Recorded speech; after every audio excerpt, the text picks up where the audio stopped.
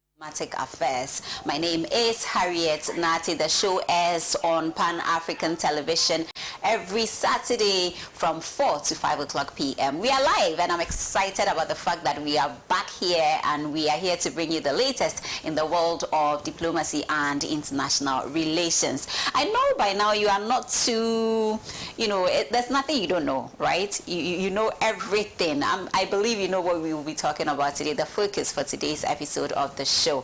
Let me just try to kind of take it easy with my excitement after all the turbulences, the trials, the test of the to-do spirit, and then the can-do well. We are here still surviving. I can't believe we are still here. I'm not doing this alone today. We are also on Facebook and YouTube, so wherever you find yourself in the world, you can always catch up with us and get to know what is happening. I have with me Mr. Prince Davison. Mr. Prince Davison is family, and he is the operations manager for the maiden edition of the Diplomatic Honors 2024, which took place last week Saturday, so it's been a week already, and I can't believe we are still here. Prince, it's good to have you on Diplomatic Affairs. Hey.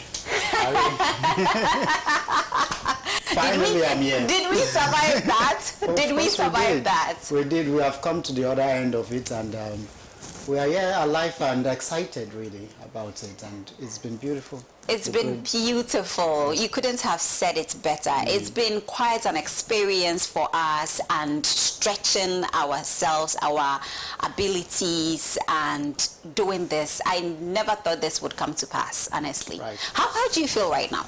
Oh, well, I feel accomplished and also a weight. When you do something great, they say that you should prepare for the next, because you want to surpass that. You want to be able to reach that particular momentum that you have set, and so that weight, that expectation that would come as a result of this bang, this very successful event by all standards that we have been able to. Indeed, successful events by all standard, and we're excited that we could pull that off. I'm supposed to have two guests with me in the studio today. Unfortunately, Daniel Osetufor is still not here, and he is in charge of finance, and we will be waiting. Whilst we wait for him, we'll be having our conversation around the event of course, we will take you back. We'll do what we can to take you back, some behind the scenes, interesting, revelations there that we should share with you. And of course, we'll also take you through the selection committee's meeting at the Ministry of Foreign Affairs and Regional Integration. That's where all the meetings actually took place. And so we are very honored, and it was such a privilege to be given that opportunity to work with the Ministry of Foreign Affairs and Regional Integration under the leadership of Honorable Shirley Ayoko-Butchie. Great team we had there, and it's been very productive.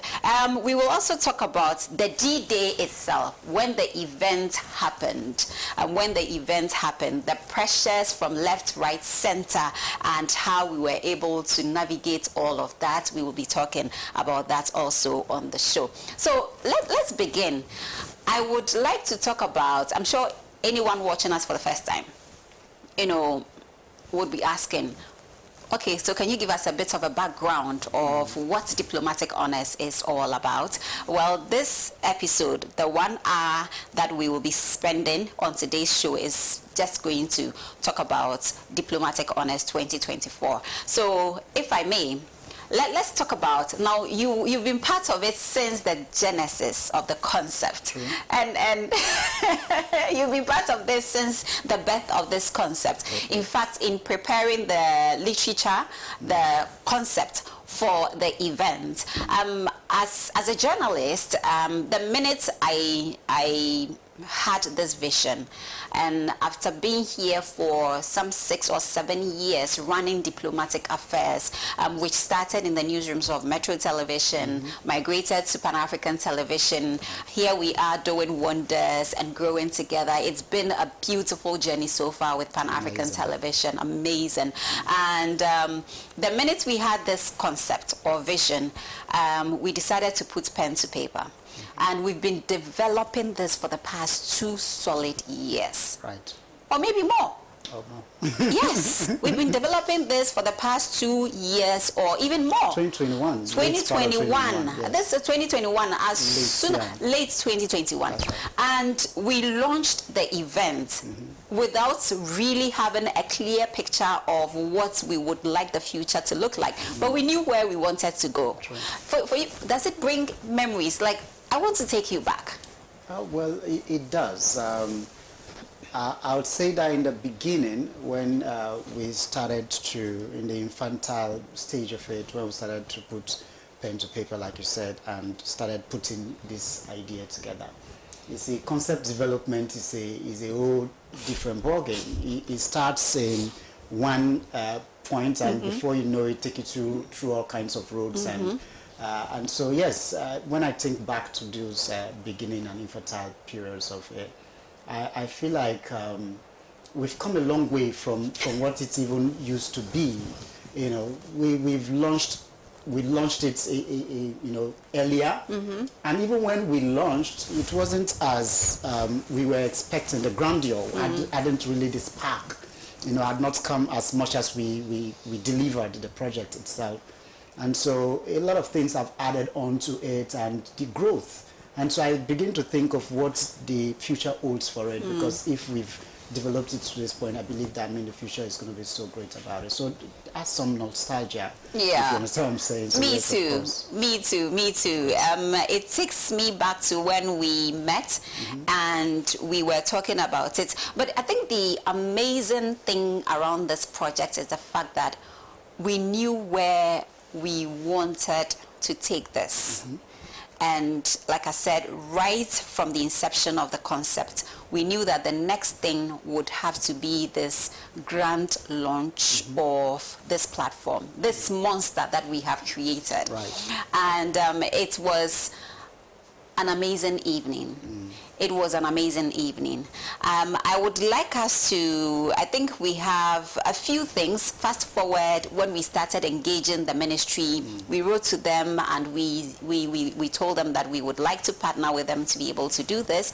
Why? And somebody asked me, why did you decide to, strategically position yourself against to the ministry or with the ministry to be able to pull this off? And I said, it's a very slippery terrain.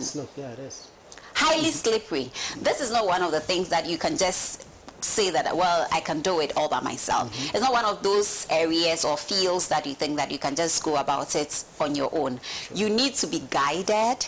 You need to have the right information. You must know what you are talking about, especially with the nominations. You must go into the archives and look at who has done what and what you want to achieve with their nomination and for which purpose it also serves. You need to go through all of that to be able to arrive at what exactly the wow factor, the interventions that we were actually looking at when we started, names started dropping, and some would have to, some didn't make it, would have to go back and go on and look at what we have, come back. It's been, is it 4 months of doing this? Well, I would say that one of the reasons that we came to realize from the onset when this came up was that, I mean, the reason we would need the ministry is that because this has never been done before and it is a maiden edition, we needed to go to the annals of history because there are stories that have been written so many years even before we were born. There is no way we have that long memory. Generations have come and gone. We're talking about diplomacy. Diplomacy. Yes, so before Ghana's independence, actually. Before Ghana's independence. Yes. So it predates Ghana itself. So basically, if you want to look into that great an expanse of time, you need to go to the people who are custodians of this information. And like you said, rightly said, it's a slippery space where if you are not handheld, the chances that you're going to make a mistake is 100%. There is no other way. So I am really grateful. And it's unpardonable. Totally. You need to state that as well. You can't mistakes. It's going to be something else. Right. Something else. Right. All right. So we are trying to, bring you up to speed to the genesis of Diplomatic Honors, when the entire vision started materializing, when we started putting things together, and how far we've come and all of that. I'm going to take a break. When I come back, I think we have the selection committee, the process, what went in there at the Ministry of Foreign Affairs. We have some snippets from all the meetings that were held just to share with you, and I'll be back with my guests.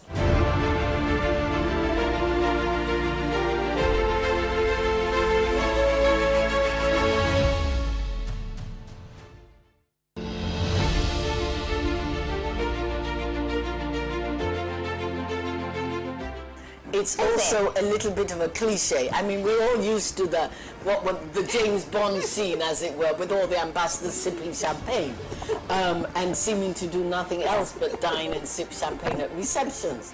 That is not true.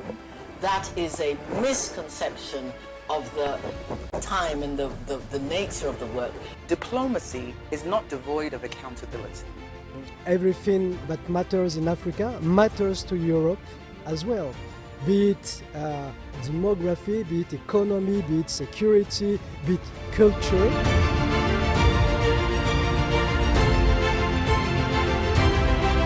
Can somebody tell me where Ghana is found in Africa? Is it west? Is it south? Is it north? Is it east Africa? Which one? Any idea? Any idea? It's like on the west. It's like, this is what? I don't get. It's the south. It's to the west. It's to the west. Okay. South American ambassadors represented. And transforming the UN and making the UN more fit for business for Ghana is the prime objective that I have here. You are one outstanding journalist, broadcast journalist, who has put diplomatic tourism and, diplomatic relations under one spotlight. I have been watching diplomatic affairs, and I've waited unabatedly for my opportunity to come here, as I watched my colleague, the EU, last week. This is Diplomatic Affairs. My name is Harriet Nartey.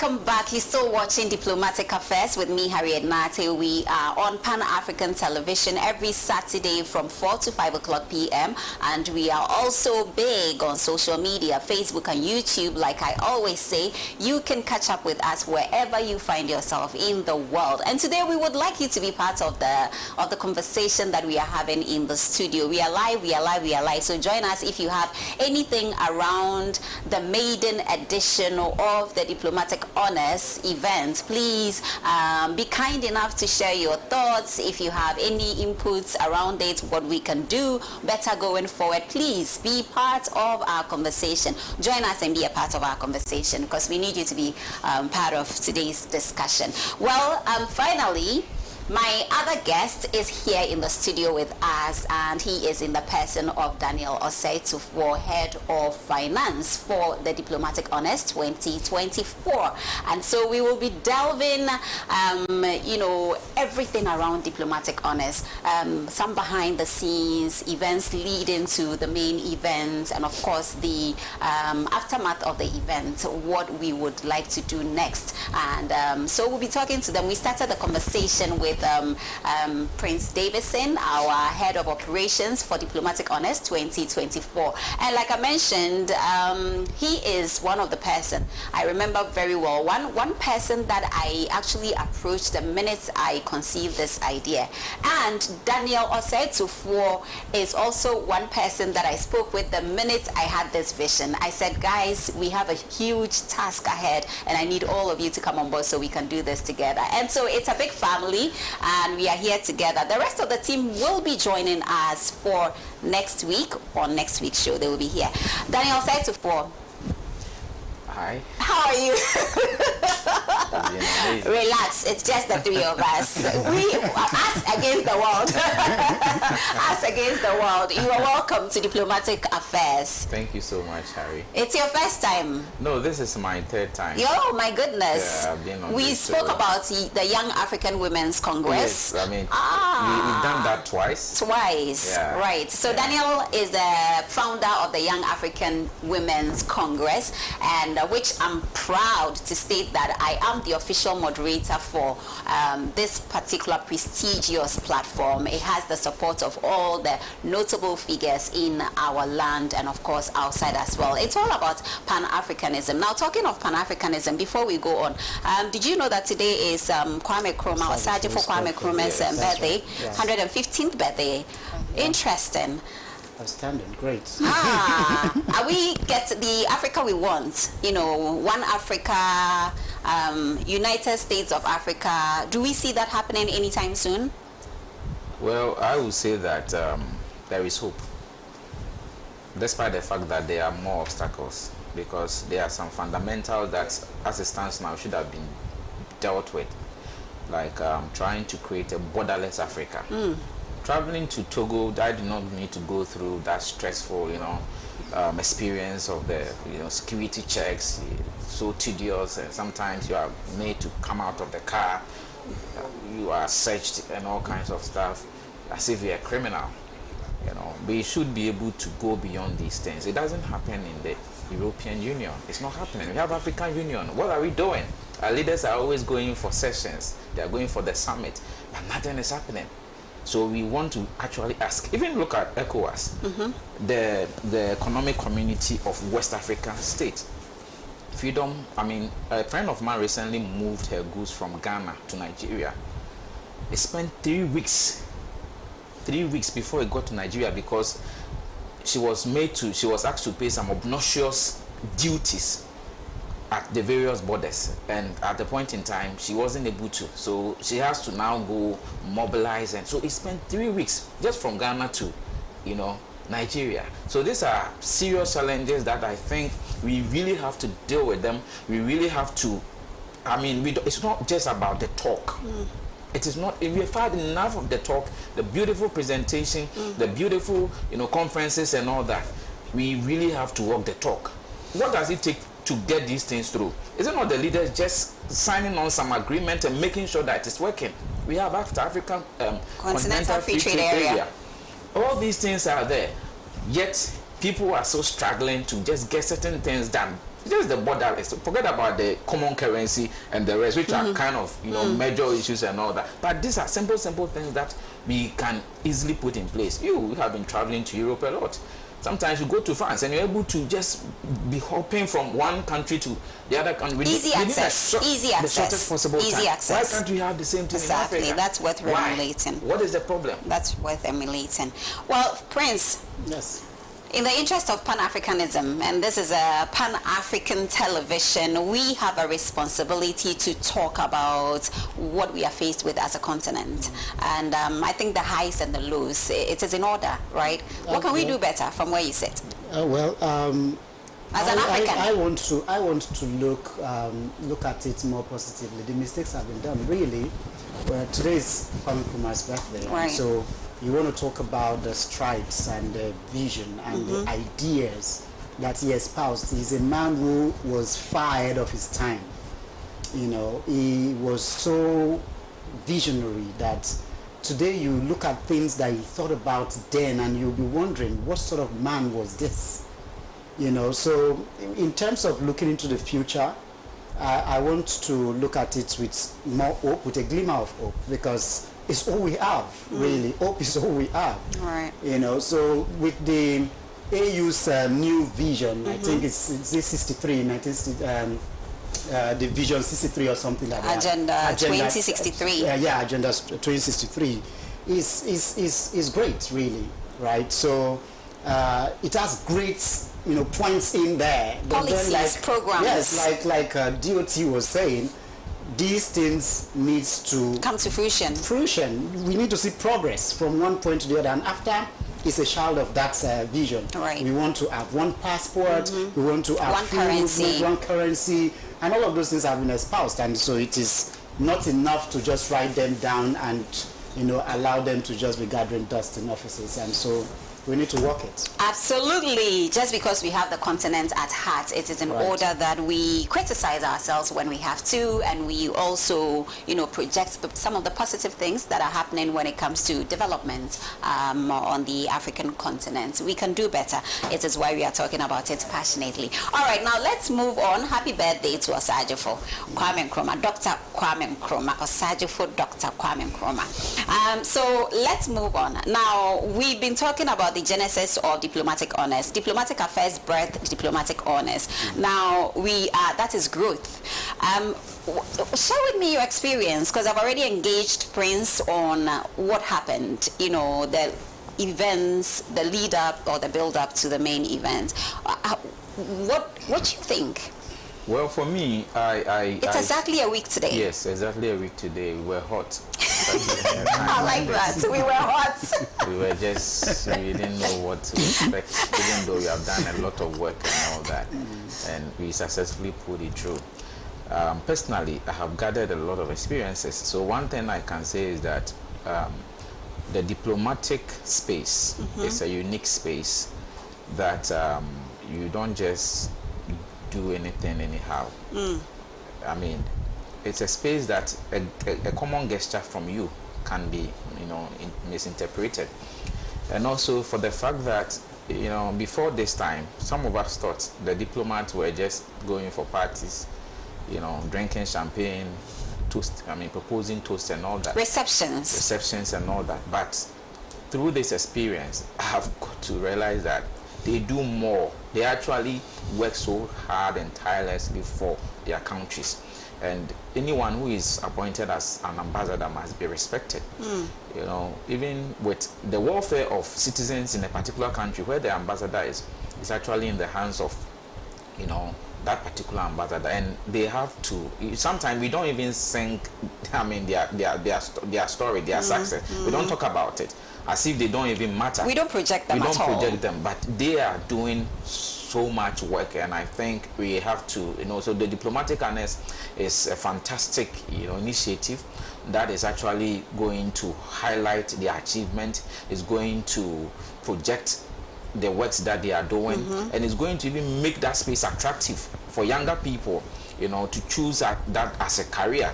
A lot of people want to do politics, and probably they want to be communication directors or maybe ministers and all that.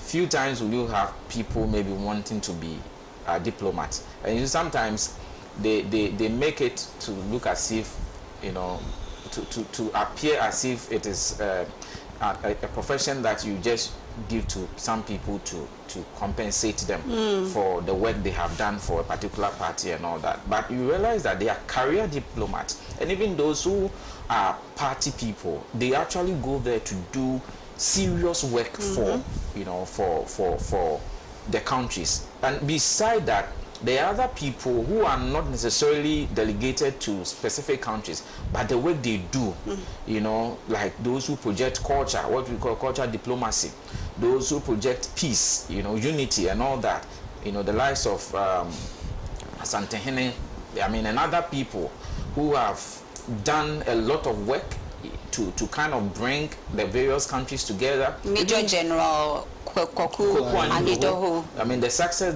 that great man, you know, has struck in the UN, I'm sure it's one of the heights of the United Nations since its establishment. And these are people that we have to be conscious about projecting. We have to be deliberate about, you know, highlighting their achievement. I believe that it's a space that we need to really have a focus on. And I commend this particular initiative, even though I'm part of it. You birthed it, and wherever it came from, I think it's a good thing. And it needs that necessary support to really stand the test of time. Wow. It needs your support as well for us to sustain this great initiative that we have put together. So now that you have an idea of what diplomatic honors, you know, seeks to achieve, I would like us to go to a few of the meetings that transpired during the preparations or when we were getting ready for the grand event. If my producer is ready, can you please give us some of the video snippets of some of the things that happened behind closed doors?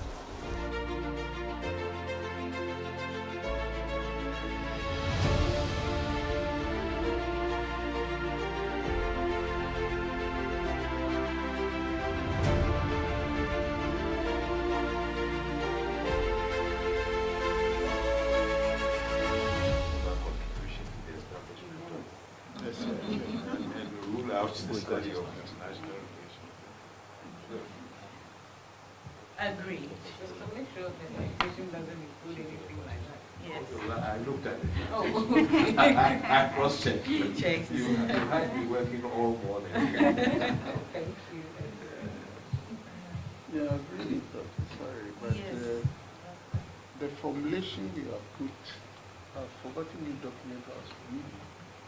We didn't say that contribution to the establishment of Lesia, because we said the award is to Lesia, but we mentioned them in citations. That's what I read somewhere. So let's reconcile the two. I think the citation now it clarifies that it's being given to the three of them and not the institution. And then we have to amend what we had. I read it just this morning that the thing is to the institution. Initially. That's what we changed No, it this is now. not. Okay, so thank you. So matters arising. List of honorees attached to the minutes just like that.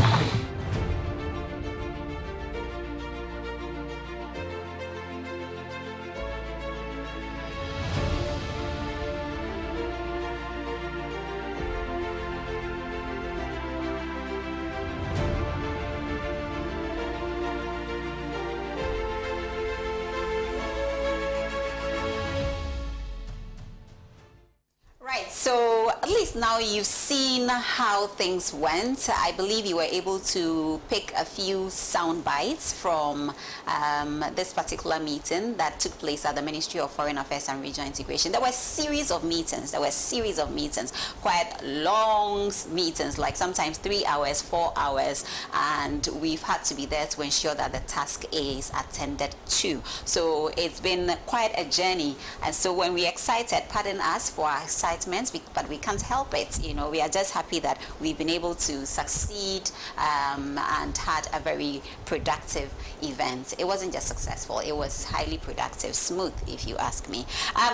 Prince and Daniel, now that was like our home for how many months? For like 3 months or 4 months or more, right? That was like our home. I mean, if you saw the visuals that were just played on our screens, you would know that we had spent quite some time at that house, you know, in that house, and we've been part of them. It's like every day of our lives, we would just wake up and we were looking forward to being in the house with them and do what needed to be done. Let's talk about the selection, some of the things, the process that went into the selection of these amazing individuals, you know, full of wealth, experience, and a lot. I can't even find the right words, but we were all there.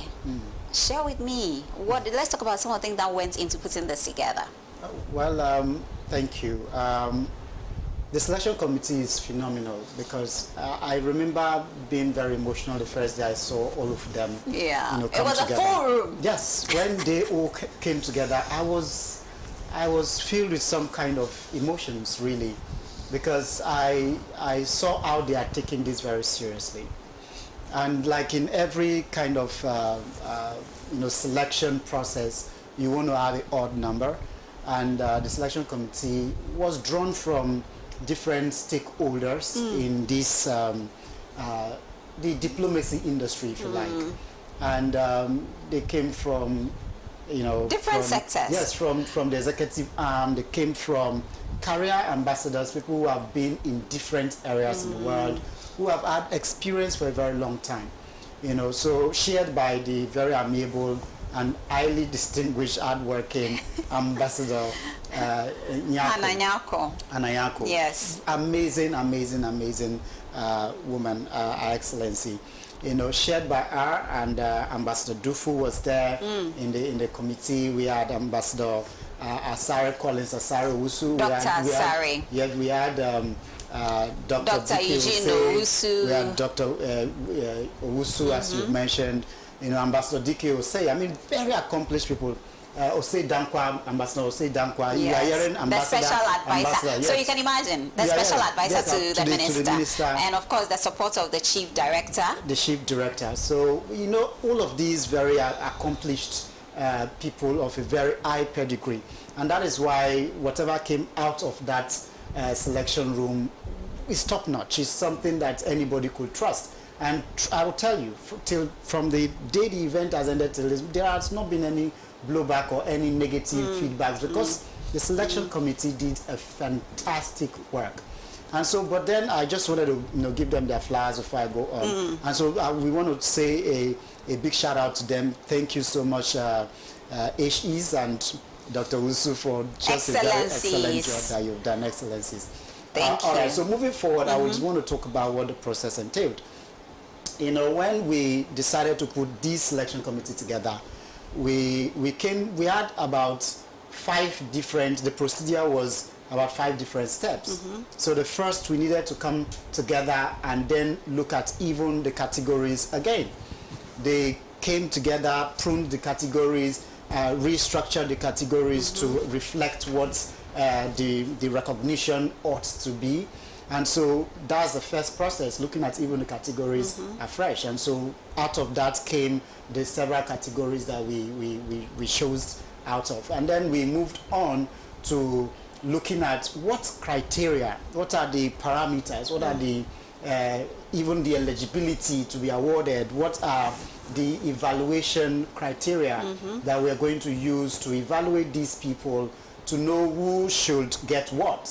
And so we had to set stringent evaluation criteria to know what is the impact of this person's intervention, what is the effectiveness of the intervention, what's the relevance, you know, what impact has it done to the common Ghanaian.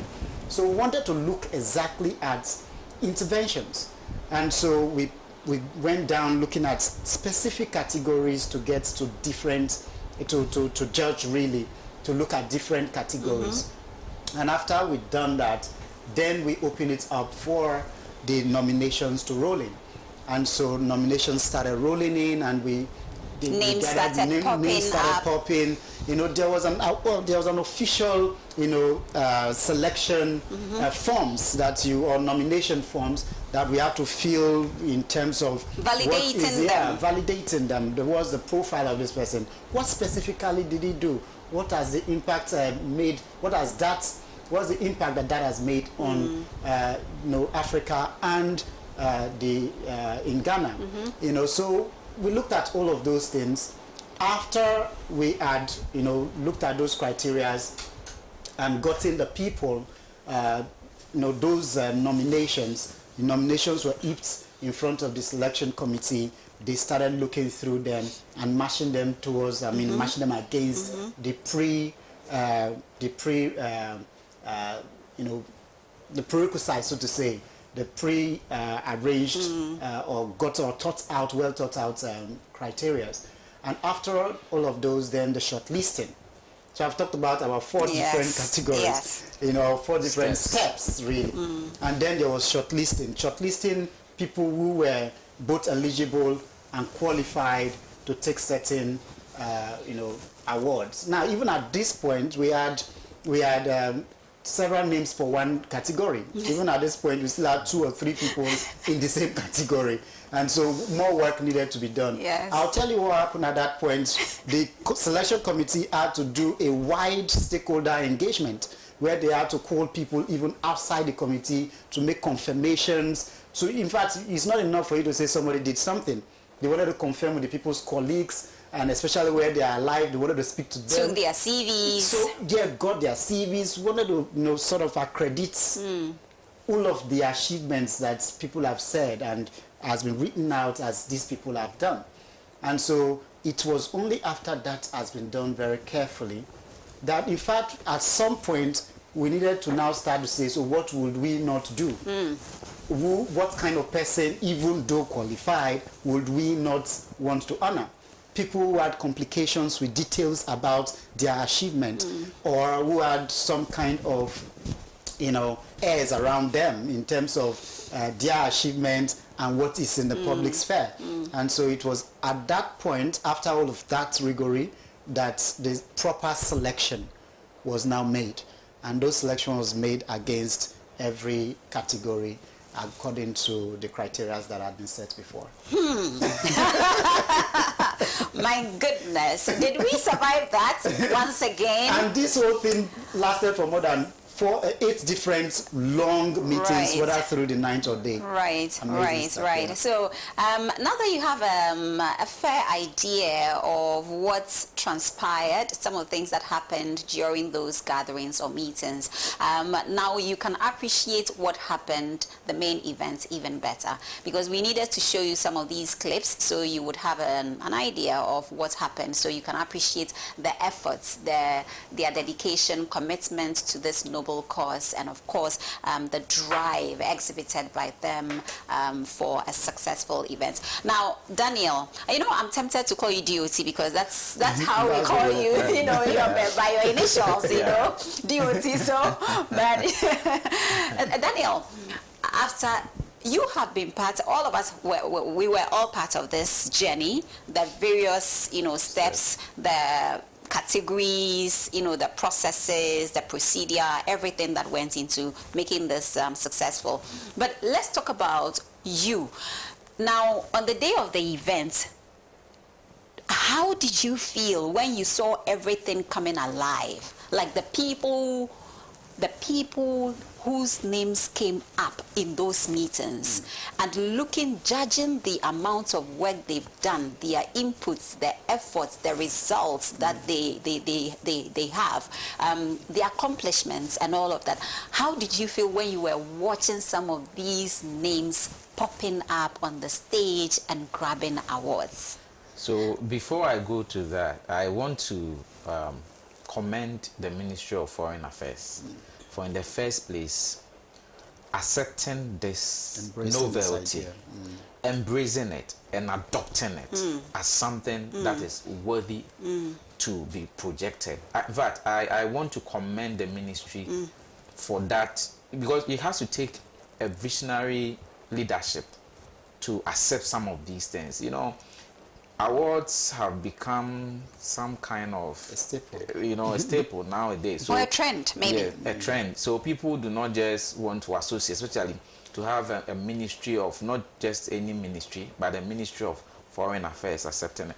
So that visionary leadership shown by the minister, because she's the head, Honorable Shalia Ikoboche, I want to thank her personally and on behalf of the team for accepting such a great initiative and believing in the cause that people who have worked for the country, who have become unsung heroes, I mean, some are even gone because we awarded people posthumously. Yeah, like Kofi Annan and the rest. I mean, it's time that we need to project their works. That acceptance of the idea alone is a good thing. And the ministry did not just accept it, or did not just, some will say, oh, we are partnering you, so nothing shows. They actually put a lot of resources into this project for it to come to life. The people that Prince talked about, the other stakeholders, the institutions that they brought on board, that shows how committed the minister and her team are, interested in singing the stories, projecting the achievement of these great people that many of these Gen Zs don't even know about. Personally, I have heard about Mary Chenry Hesse. Yes. I've heard about this woman when I was Dr. Mrs. Mary Chenry Hesse. Yes. Former Attorney General. Yes, when I was a young boy, I was shocked. Director for the International Labour Organization, ILO. A great woman. She's an international figure. Serious figure. And I was overwhelmed to see her in a wheelchair, being pulled to come to the venue to accept with the family. Award. With the family, the entire family. Huge entourage. Look at General Anido. Yes. That great with a wife. With a wife. This man actually projected Ghana. Yes. You see, I don't personally joke with people who, put up or put down their lives for the country. Sacrifice, actually. Sacrifice. These are people who made genuine sacrifices. And you see, it is good that we project these people for the youth. Because you see, when you look at our political space now, many of these young people are all about money. But these are people who did not just put their lives, but they put their career. Something that gave them food. They put it on the line so that Ghana's name will be projected. Look at the lives of Kofi Annan. Somebody may argue, but I would say that if you rank top 3 UN Secretary Generals in history, Kofi Annan will be one of them. He put not just Ghana, but the entire African continent on the map. During his time, there were wars, different places. But this man was always at the forefront, even when he retired. I'm told he was even taking ill when he was actually going on a UN assignment. Yeah. These are the people that the young people. So it's not just, awarding these people, but also for the younger people to see them as great role models. These are the people that we should be following. Not about chasing money in politics. Everyone is doing this and that and that. We have people who have toiled, put down their lives for the country. Let's also take up that task and push this country and put the continent forward. Wow, you have said it all. You have said it all, and I believe this is why we did what we did on the 14th of September at the Accra International Conference Center, at the foyer of the Accra International Conference Center, when we did this. It wasn't a good feeling because we had surmounted all the challenges. But like you rightly shared, and it resonates with all of us here. Now, I have sat down to do some reflections on the individuals and the institutions who were actually honored, whose name came up for the event. And I like the fact that, Daniel, you talked about the generations. It's about time we do a lot of intergenerational exchanges. Intergenerational exchanges. We need it in every sector. Right. Every sector, not just the diplomatic space. But the diplomatic space is of essence to us because people didn't really know much, or people didn't care about diplomacy, including fellow journalists. Some didn't even know that there was a profession like this, something like this existed. And that's my story. That's my story. I had no clue about diplomacy. I didn't know what that word even meant. I hadn't come into contact with this kind of word. I had no idea who they were, what they did, what their missions were about, nothing. Until I landed in the newsrooms of Metro Television. Now, when it started, I was like, we have departments for every other sector. There is health, the politics actually dominates every other thing when it comes to the newsroom setup. You have politics, which has the biggest desk in the newsroom. We have health, a bit of attention there. We have other areas as well, a bit of environment. You know, they are featuring here and there, but not much focus, like absolute focus. And for us to look at the fact that as journalists, I ask myself, what is my role? Educate and inform. These are two key things that I need to do when I call myself a journalist. That is my job. Entertainment actually comes from once you have been able to establish these things and all of that. But the main focus here is educate and inform, which is why we decided to actually do this. I don't even want to say this in the past tense because this is going to be our life. It's here to stay. It's a tradition, as you rightly stated earlier, and this is what we want to do. How many youth or how many of Gen Zs actually know about the likes of Major General Kokwanido? How many? It's such a shame how we forget the heroes and the heroines of our country. Well, how we relegate them, easily discard them as if they were never here. And I ask myself, one day, it's not like if you don't go early, too soon, you end up there and there will be no memory of you. True. I wanted to just add to that and say that I think it is because of what this industry is about. And that is why most of them were so overwhelmed. Exactly. That day, I saw most of them pulled to their own emotions. And talking of emotions, let's take the bites. Wait, now let's take the bites before I forget. I hope my producer is ready with some of the bites because Dr. Mrs. Chineri Hesse gave this profound sound bite. And it was just, I had goosebumps all over. I was standing next to her because I couldn't believe that I was standing next to the woman.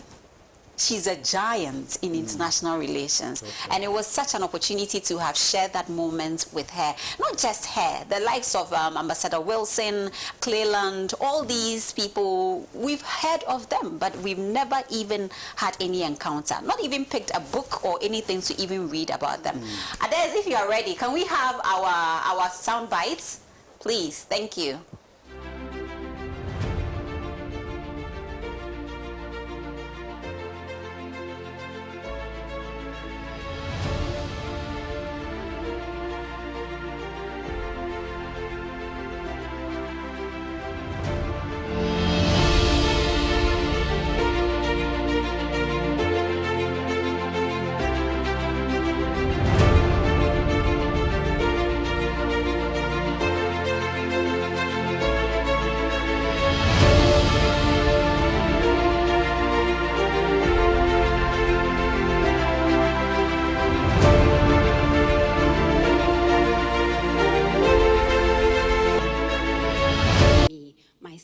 And the team, you hold our hands. Today, I was beautifully posed over there taking pictures. An officer came to me and said, you know what? Protocol demands that the guest actually stands on your right and you do the left. I was like, where were you all this time? And he smiled. But that's one of the practical things that we have learned. Finding myself in your midst shaped my career, my life as a woman. I am empowered by all the women that I come into contact with. All the women that I meet whenever I am on an assignment outside. Their zeal, their confidence, their stories, their perseverances, and their desire to just make it and prove people that they are capable. Now, that is the infectious spirit that I have, and I am so happy that I find myself in your space. Tonight means a lot to all of us. Because of this, where I find myself, I didn't have a choice but to go do my master's in international relations and diplomacy at GIMPA. When I say that this job and this community, all stakeholders, humbly have given me so much so that I cannot even quantify. It is coming from the bottom of my heart. You continue to inspire us every day when you move, every day when you are given assignments by your government, every day when you've had to go into that room and negotiate, every day when you've had to push for certain doors to be open to you, every day when you have to sit and make sure that you know what is happening in our country, and every day when you do what you do best, that is fostering relations at the bilateral and multilateral levels. Thank you so much for that opportunity. Barriers.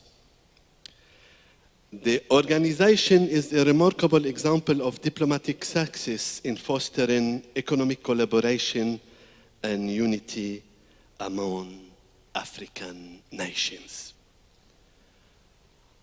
Honoring and awarding diplomats is not merely a ceremonial gesture. It is a recognition of their dedication, resilience, and the major impact they have on global stability and progress. Be celebrating their achievement. By celebrating their achievement, we affirm the significance of their contributions and inspire a continued commitment to diplomacy. It is with the deepest sense of honor that I stand before you this evening as we celebrate diplomacy, its champions, and the transformative role it plays in shaping the future of our country. Permit me to extend my heartfelt appreciation to the organizers of this historic event, Diplomatic Honors 2024, an initiative which provides the avenue to acknowledge and honor outstanding foreign service officers, diplomatic and non-diplomatic actors, and change makers within the diplomatic space. Tonight, however, is not just about celebrating individuals, but it is also an opportunity to reaffirm our collective dedication to leveraging diplomacy for the greater good. This gathering allows us to honor the past, to reflect on our present, and chart a future that is peaceful, secure, and prosperous for all. The Diplomatic Honors event represents a significant evolution in the ministry's tradition of celebrating contributors to foreign relations. While we previously honored the G10 Pioneer Foreign Service Officers in 2018, this event, in collaboration with Diplomatic Affairs, Media and Communications, now recognizes not only foreign service officers, but also Ghanaian nationals and institutions that have made notable contributions to Ghana's foreign relations. Ghana's journey towards industrialization has been anchored by strategic diplomatic engagements, fostering partnerships that open doors to international markets, attract foreign investment, and facilitate technological advancement. No discourse on diplomacy is complete without an emphasis on the imperatives of peace and security. In the face of conflict, diplomacy remains our most powerful arsenal for negotiation and conflict resolution. Yet today we find ourselves beset with several crises which threaten to undermine global peace and security. We must therefore collectively act decisively to safeguard the peace that we so cherish.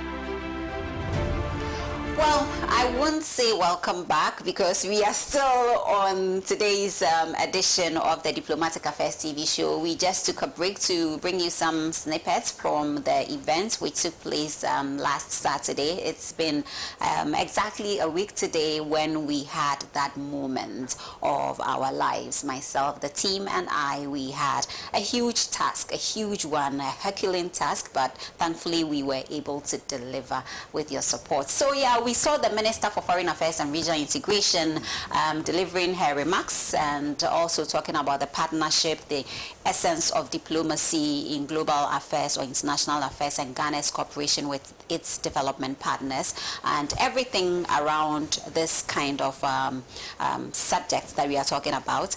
We also saw the Dean of the Diplomatic Corps, the Lebanese Ambassador, Ambassador Mahikir, who also delivered his remarks as well, and then myself. I also had something to say, and unfortunately, unfortunately, it was very emotional for me. So I shared a lot of myself and then our story with the people, our distinguished guests. So it was personal at the same time, and we had a great time also. Let's talk about. We talked about Major General Henry Kwame Anyidoho. Yeah, we've been talking about Kwaku Anyidoho. That's the son, you know, so because that's the name that is in the news. He's in the news every time, every now and then. So Major General Henry Kwame Anyidoho, of course, who is seen as one of the greatest guys when it comes to Ghana's international relations. Pan-Africanism, we talked about Pan-Africanism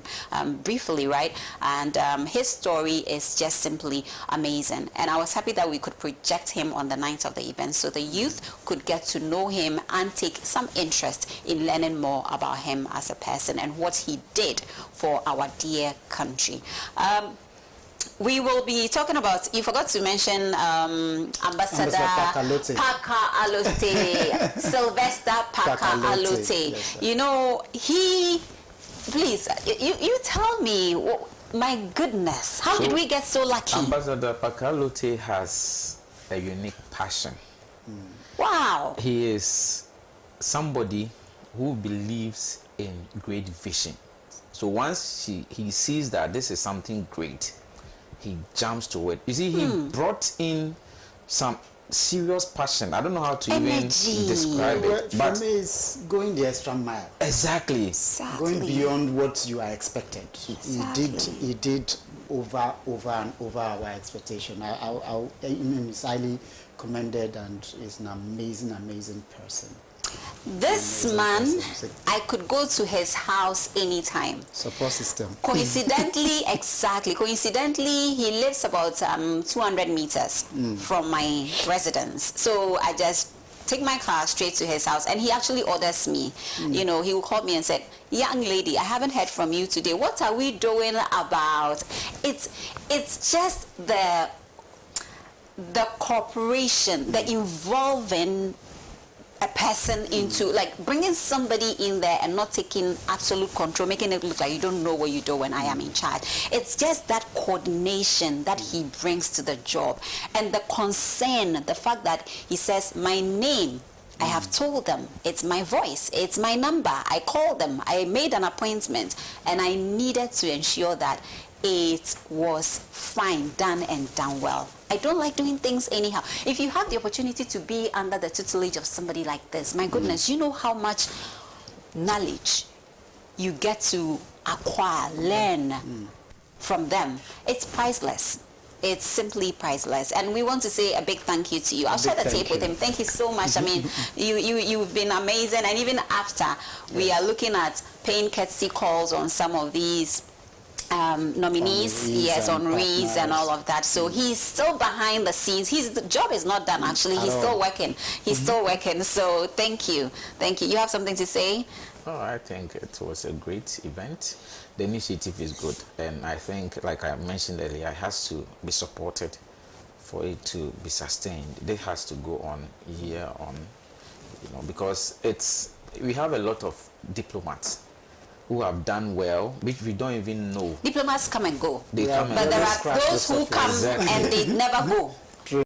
Their legacies, they build a legacy for Exactly. themselves, and their names remain, and it stays there because of their deeds, you know. And it tells us that in every sector, wherever you find yourself, don't just go occupy space. Do something.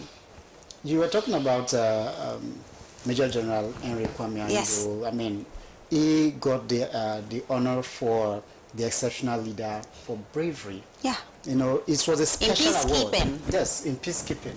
You know, in UN peacekeeping. It was a special award for him because of the special thing. The role he played in Rwanda. In Rwanda's war.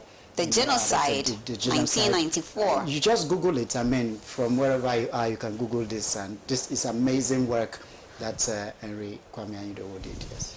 You can learn more about him. These are the people that you need to know so they can serve as mentors to you, and you will just hit it off. You can't go wrong if you have people like these ones that we were able to project on the night of the event in your life. You will go far. You will learn a lot. And he's written a lot of books also. True. A lot of books. We'll have time to actually do a review of some of the books that he's written, so we can also get the public to appreciate his work better.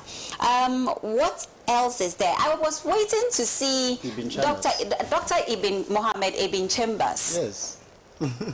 His speech was phenomenal. I thought we were going to hear. Anyways, we have another episode next week, so we don't want to exhaust everything. Right there, but yeah. if we can, we are closing already. But if we can, briefly though. So it's going on right now. His speech is going on. Okay. Gentlemen, two remarkable personalities, indeed two brothers. I almost said two of my brothers, who have each made significant contributions to peace and development in our country, facing off at the presidential election on December 7. One, a former president, and the other, the incumbent vice president of the Republic. It cannot be, it should not be, and it must not be that it will be during their election that Ghana's democracy will suffer a regrettable, violent downturn.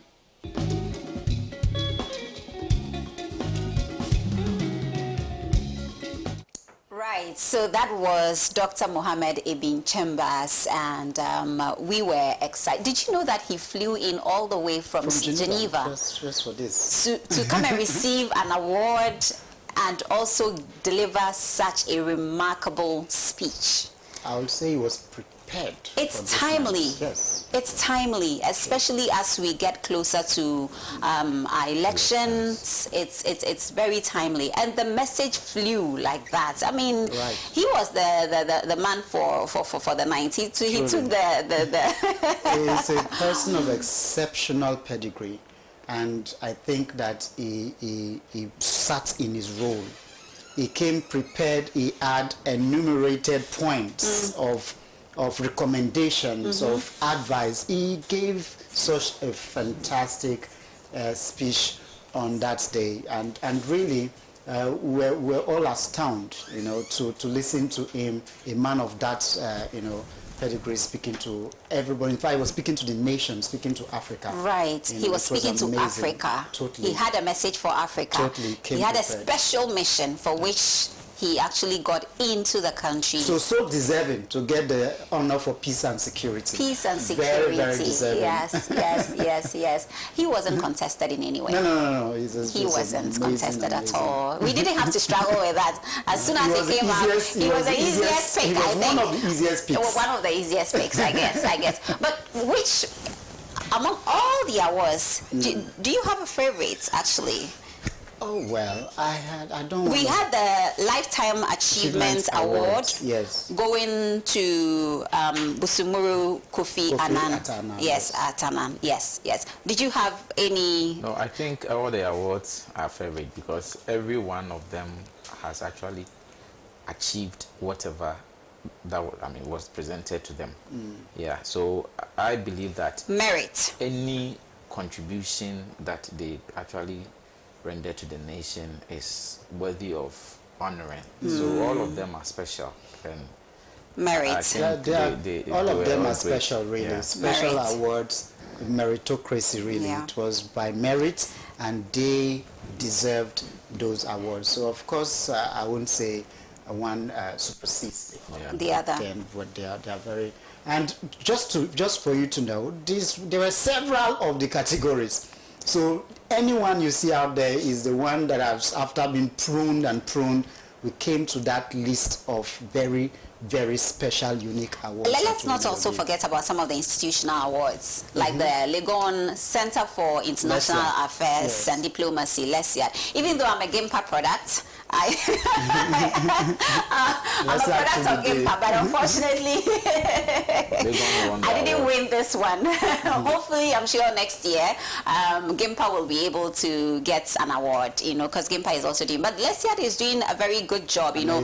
LESIAD is the first, exactly, to, you know, start training diplomats, and you know, personnel in diplomacy. And the three ambassadors who pioneered that was honored in the ninth. They were honored in the ninth. Amazing. Their families came. You know, their families came, and it was very beautiful. We had the European Union as the development partner for the year 2023. So we have a lot of work to do, actually.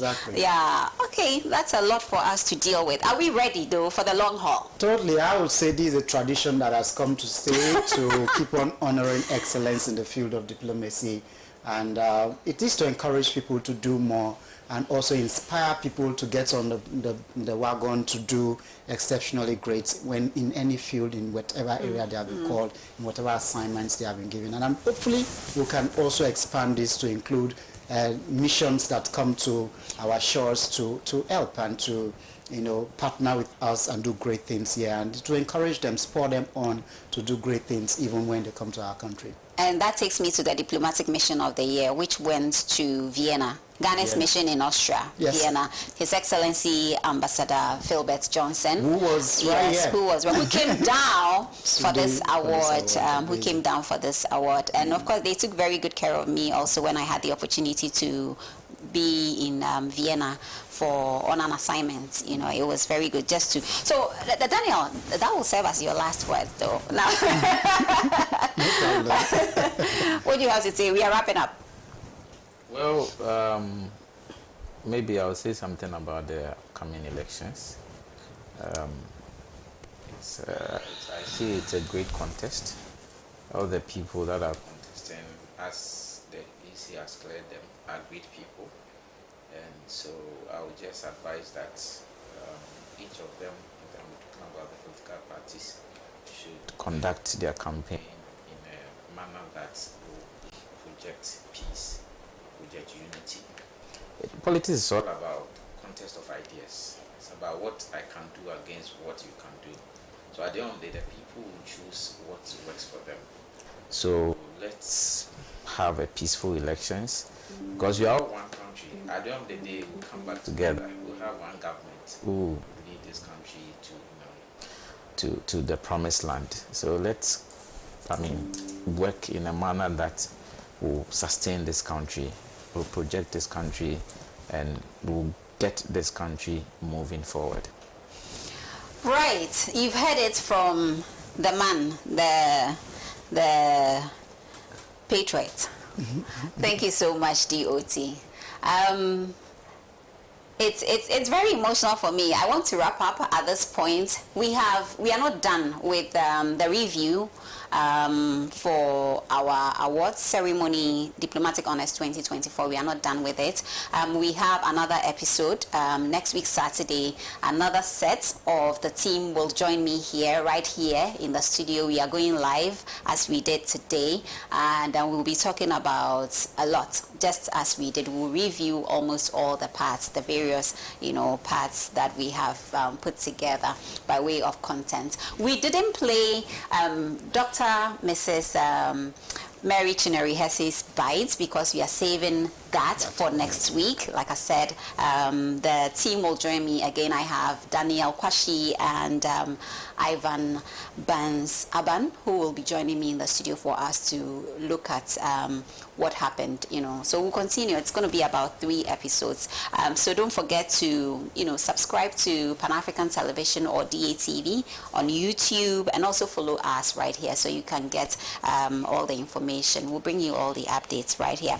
It's been a great time with you. Thank you so much for coming, gentlemen. Thank you so much for Prince having us. Davidson, our operations manager for Diplomatic Honors 2024. We have a lot of work to do.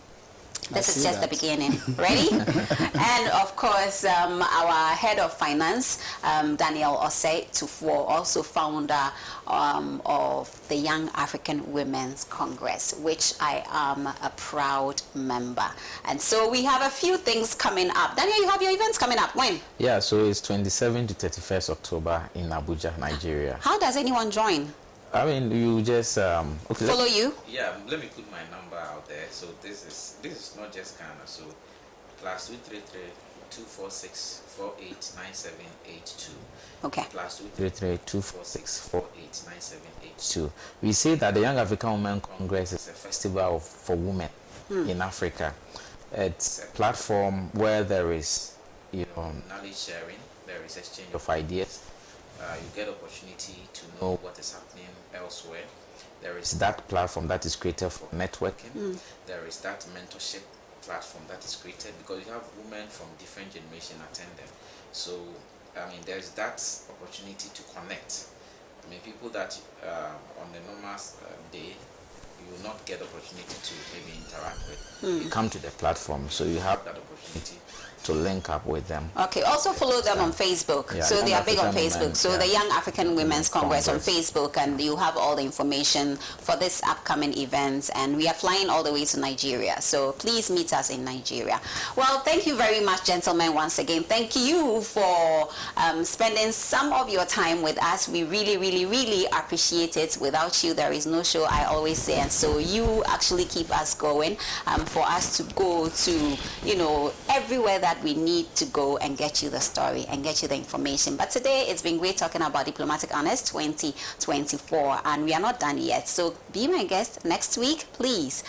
Just block your calendar so we can do this another time. My name is Harriet Nartey. The show is Diplomatic Affairs on Pan-African Television. Enjoy the rest of our programs. Have a nice weekend.